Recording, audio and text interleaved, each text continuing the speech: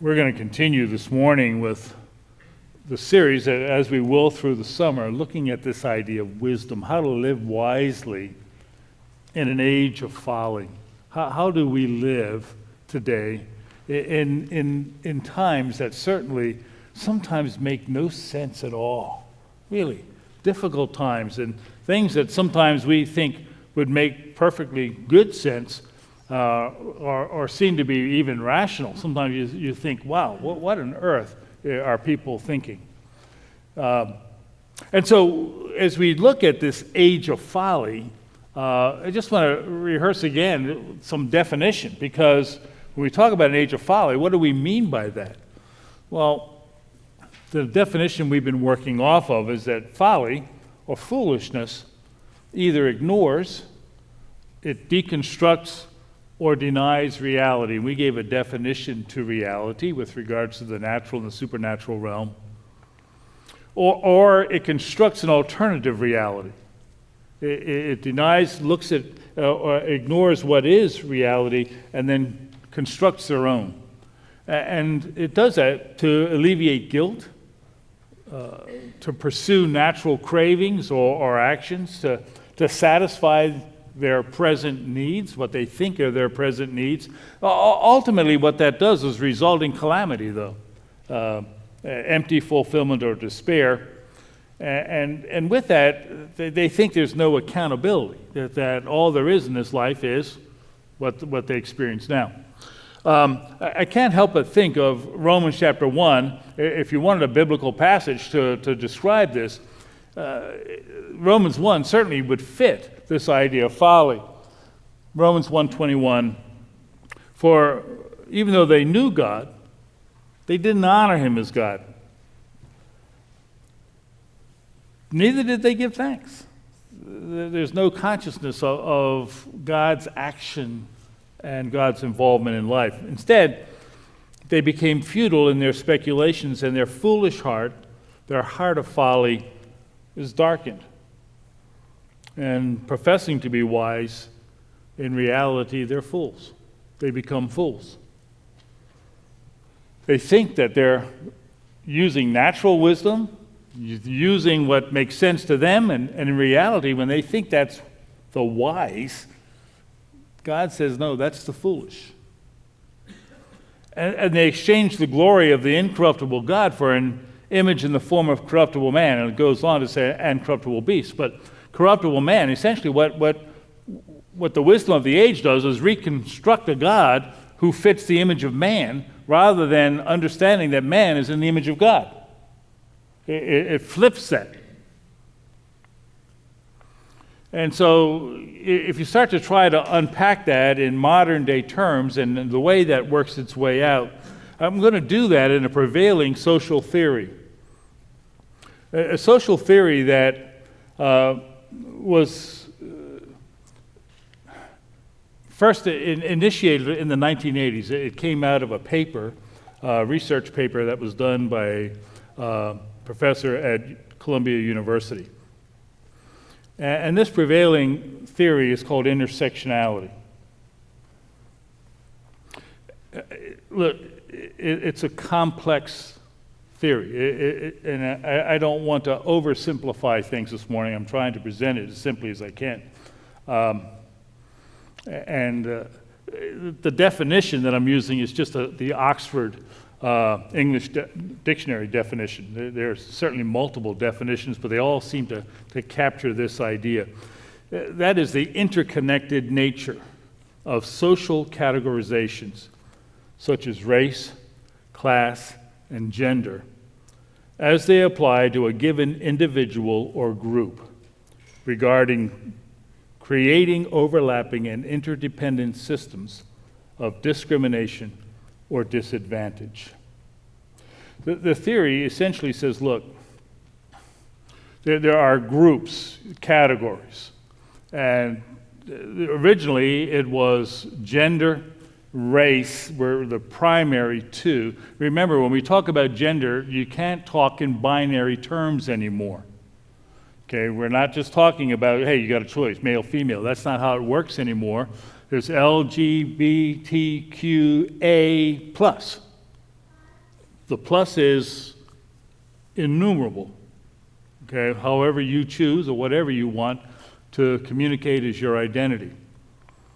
So gender, race, and sometimes some kind of economic categories put in there. Now, that was in its simplicity, but it's been expanded much beyond that now. It's been applied across the board. There's an author, his name is Paul Johnson. Paul Johnson's an English historian, and in his history called Modern Times, which is 1919 to the end of the 20th century, essentially, he begins with looking at Einstein and the theory of relativity. And he says that the theory of relativity began in the realm of science, and that's where Einstein thought it belonged. Einstein never imagined that the theory of relativity would be applied across the board, even to social sciences. And so, where that's what happened. And so much like that, intersectionality began as a very narrow study. It's now been expanded across society and social groups and social categorizations to try to understand the nature of society and ultimately the systems of society that bring about discrimination or disadvantage.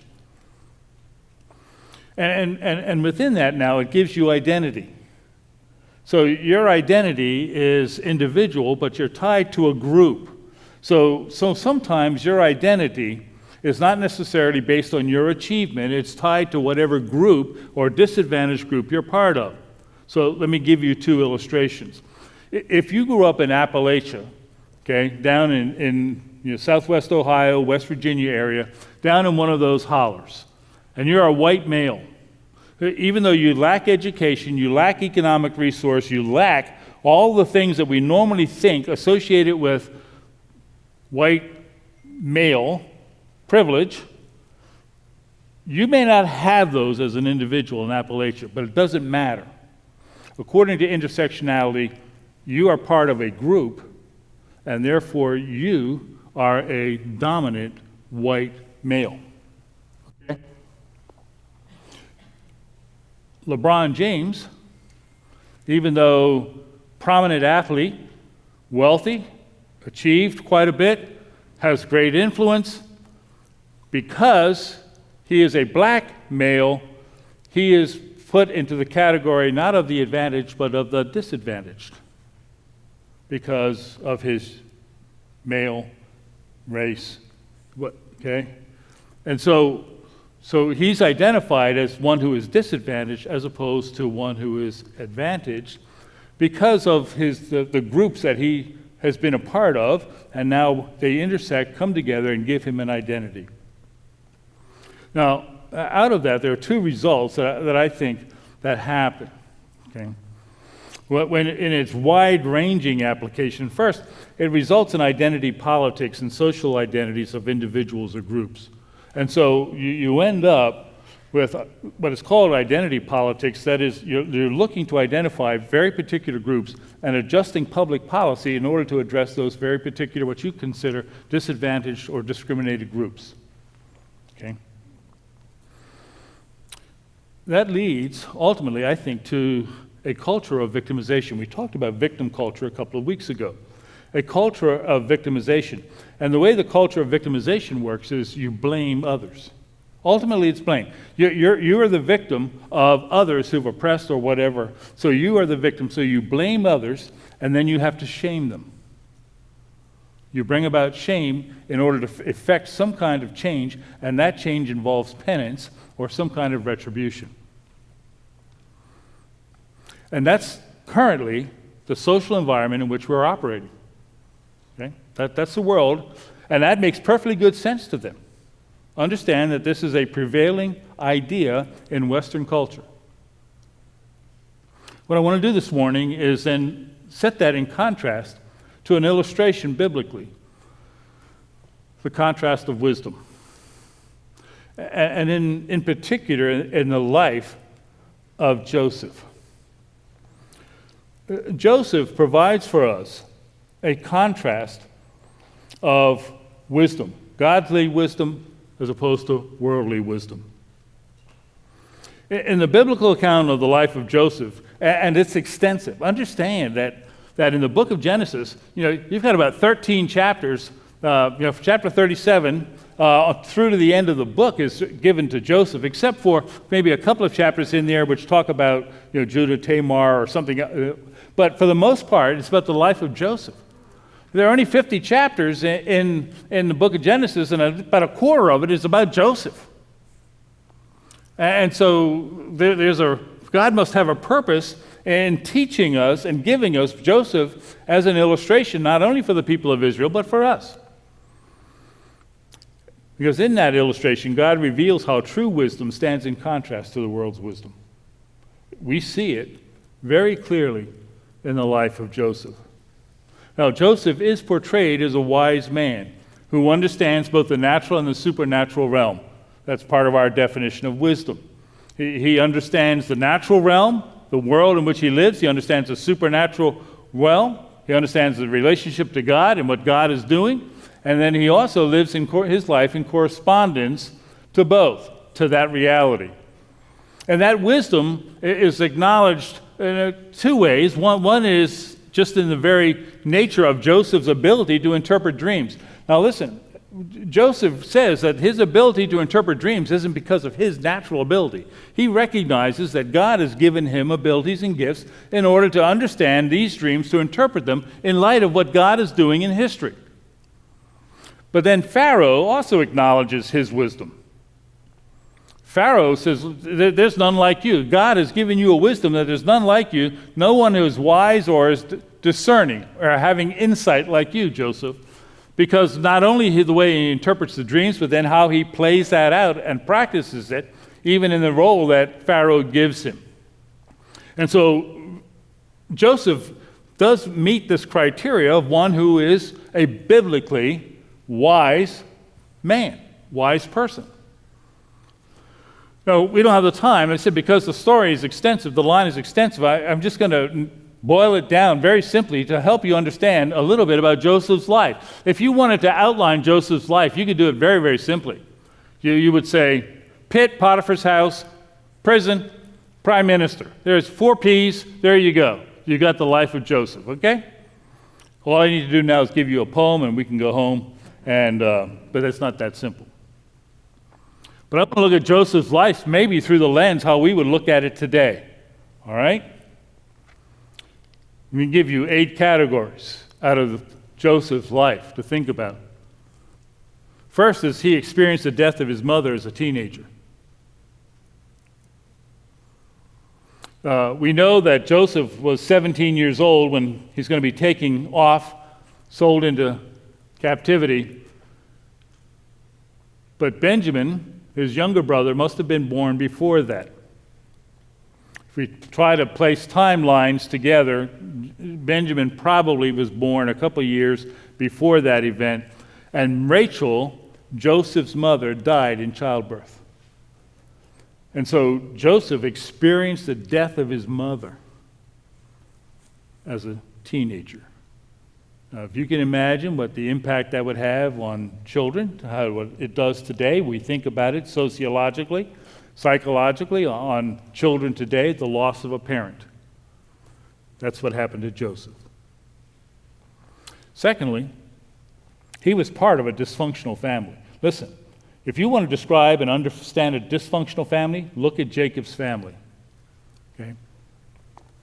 Understand, Jacob had children by 4 women. At least 4 women. So we're not talking about, Jacob and his wife and a stable family and like we would try to imagine. No. 4 different women that he had children by.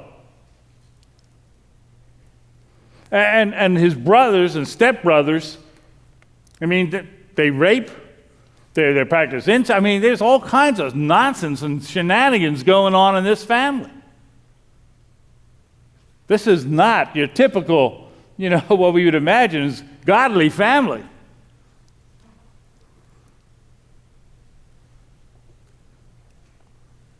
He was emotionally abused and bullied by his brothers,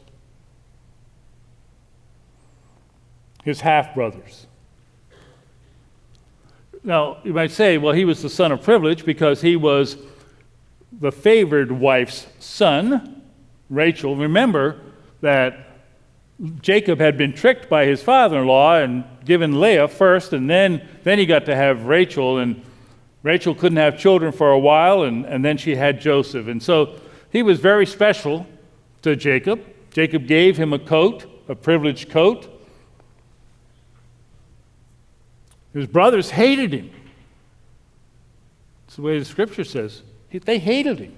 That hate just wasn't an inward attitude. It was expressed. They emotionally abused him. They bullied him.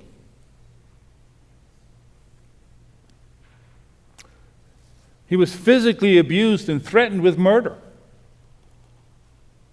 Remember, when he finds them, they said, "Oh, look who's coming to spy on us, troublemaker." And so they grabbed him. They assaulted him, ripped his coat from him, and threw him in a pit. Now he knows, because he's heard and he's anticipating, that his brothers intend to murder him. Can you imagine a 17-year-old boy thrown into a pit knowing that either that night or the next morning his own brothers are going to take him and kill him?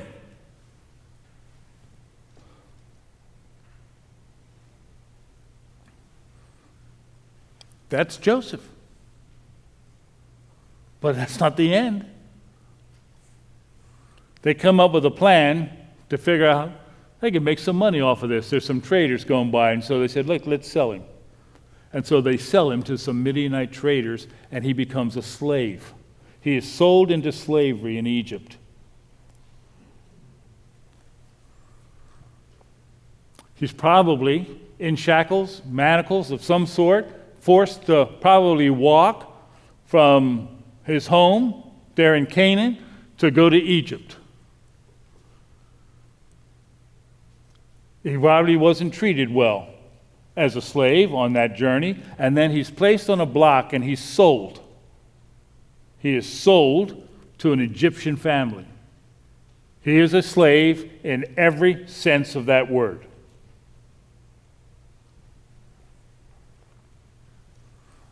He's in a foreign country. He's in a place that's strange. And again, he's 17 years old.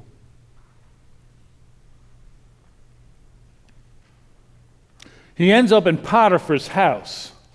And the scripture says God was with him, and he sees this, and he becomes successful in Potiphar's house, and his affairs manager. And Potiphar gives him great responsibility. Now, we're told that he's a handsome young man, that Joseph is a handsome young man. Let use modern terms. He's a hunk, okay? All right? And Potiphar's wife is a cougar, and she sees him like a pool boy. And she consistently says to him, "Hey, come on, come on, come on." Not once, not twice.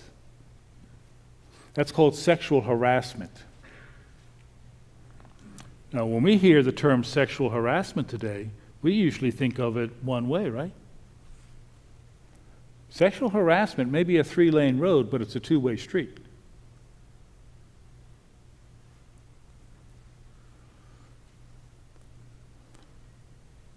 And he refuses.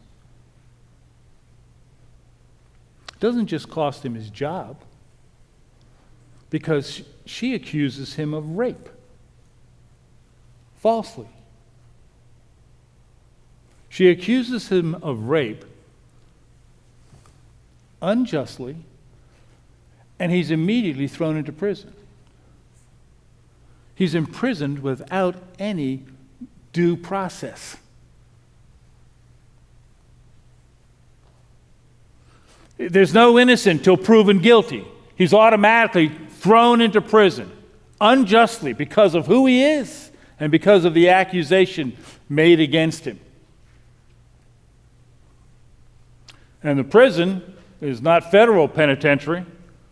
It's probably not even like Warren County Correctional Institute. It's more like Lucasville. It's the king's prison. So his treatment in there was probably more harsh.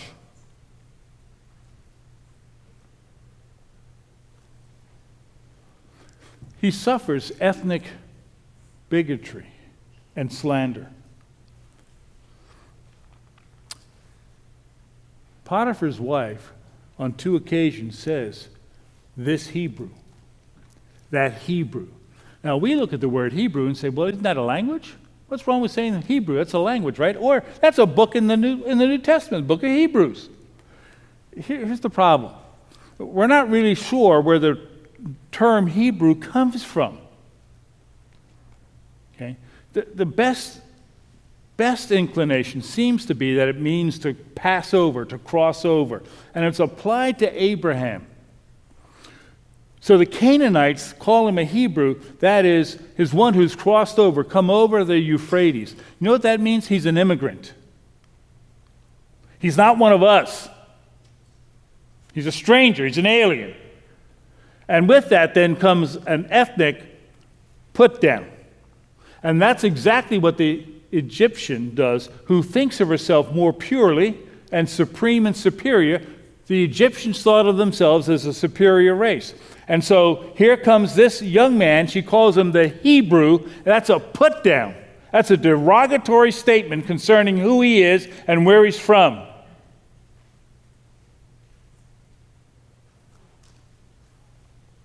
Boy, you put the life of Joseph in those terms, you talk about intersectionality.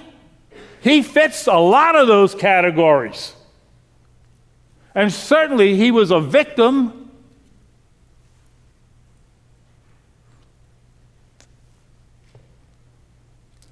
But the story doesn't end there. If we were looking at from a worldly wisdom point of view, we certainly could fit him into today's society as one who is discriminated, disadvantaged, marginalized, whatever term you want to use.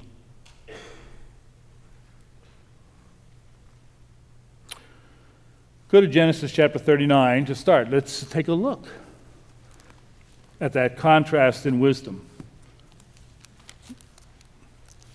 Genesis chapter 39.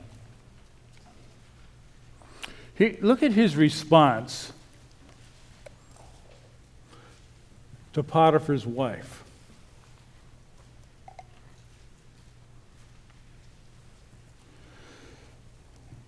Verse 8, in response to her request, he says he refused.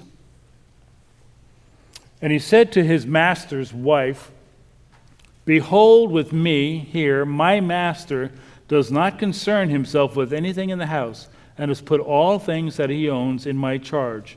There is no one greater in this house than I, and he's withheld nothing from me except you, because you're his wife." Now, what is he saying? In the natural order, in the natural realm, this would betray the trust of a man I respect, of a man who has entrusted to me everything, who hasn't withheld anything from me. Why on earth would I do something to betray that trust? Just in the natural realm, that would be immoral. But then he goes a step further.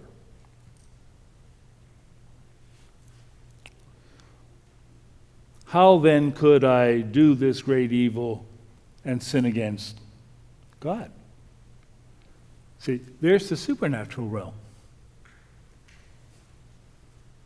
See, the natural, the supernatural combined to make understanding of what's real. When I understand what's real, then it impacts my life choices, my decisions, the actions that I take. They become wise when I recognize the two and live my life in correspondence to that. That's our definition of wisdom, remember? and then to chapter 50. At the end of the book of Genesis, Jacob has died. Now his brothers are scared to death because they thought that Joseph was only treating them good to keep Daddy happy. But now Daddy's dead. And so, we're in deep doo-doo now. So Joseph responds to that. Verse 19. Joseph said to them, "Don't be afraid, for am I in God's place?" Well, what does he mean by that?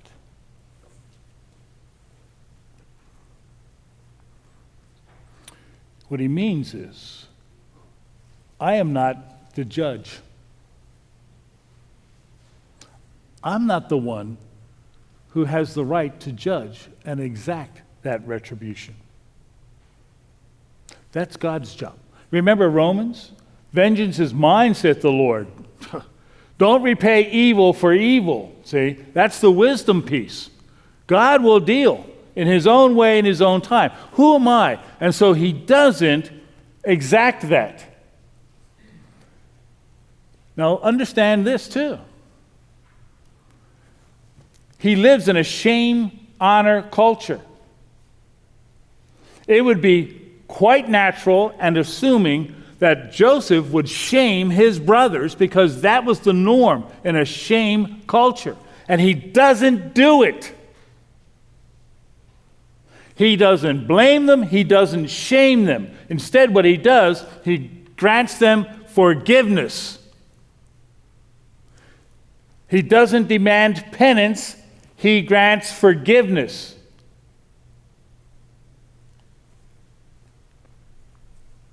But that's not all. As for you, you meant evil against me, but God meant it for good. He frames his life story in the reality of God's providence.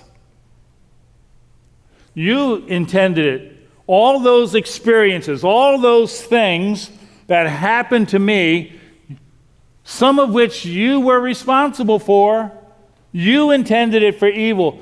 But God, in his superintendence, is intending that, the same word, purposing that, designing that, moving that for good. Not that God is like Humpty Dumpty, just putting it all back together again.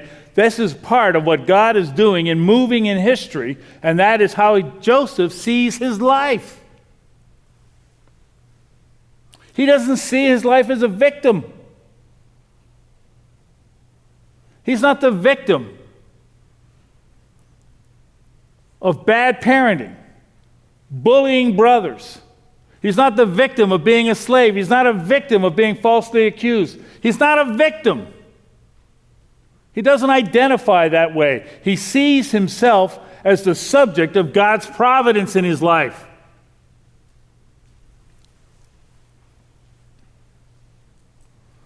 Now listen. When you start to frame your life, you start to look at life very differently when you start looking at your life in terms of God's providence. I have people here at church who've been through extremely difficult events and circumstances of life. Tragic.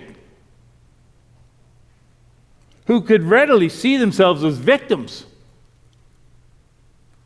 They're learning to see this as God's providence. How God is moving and directing. And that leads to the last.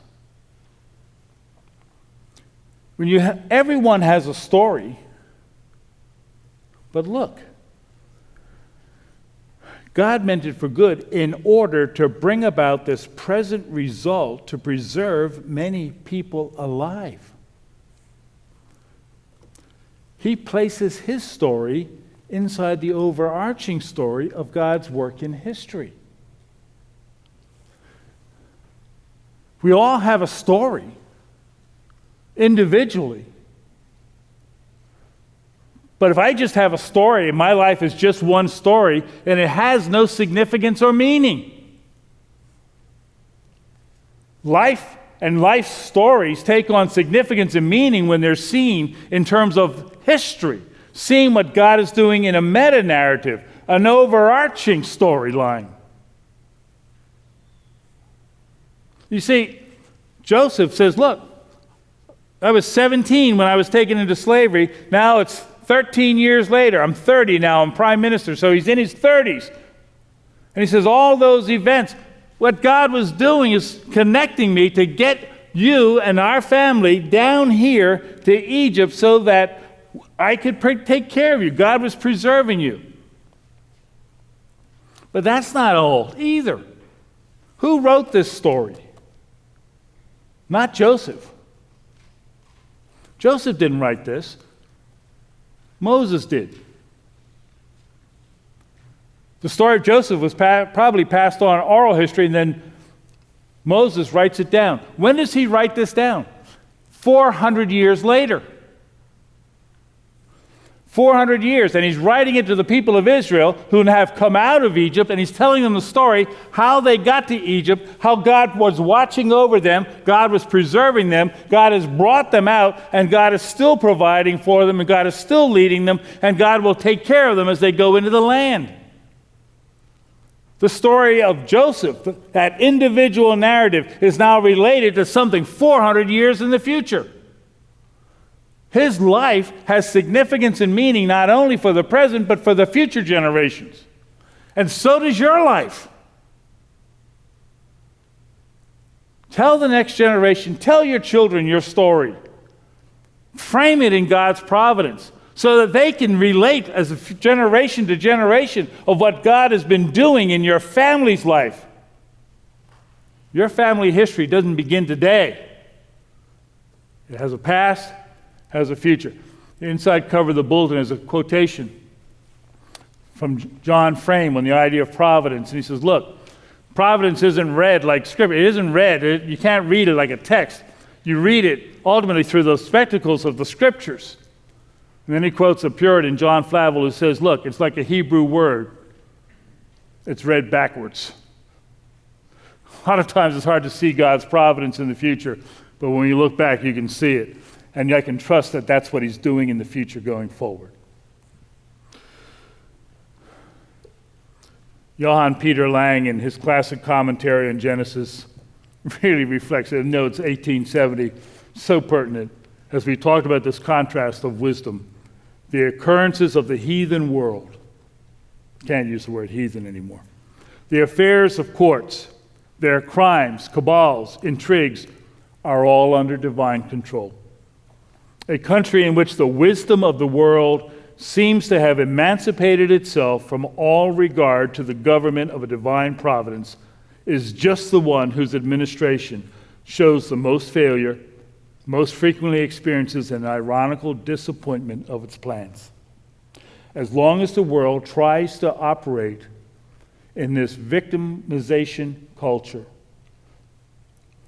all that it aspires in equality and actually egalitarianism will be frustrating and frustrated.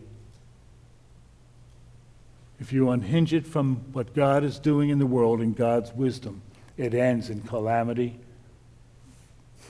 failure, disappointment. Joseph sets for us this contrast for how we are to live wisely in an age that seems to be with a cacophony of voices calling us to a wisdom apart from God.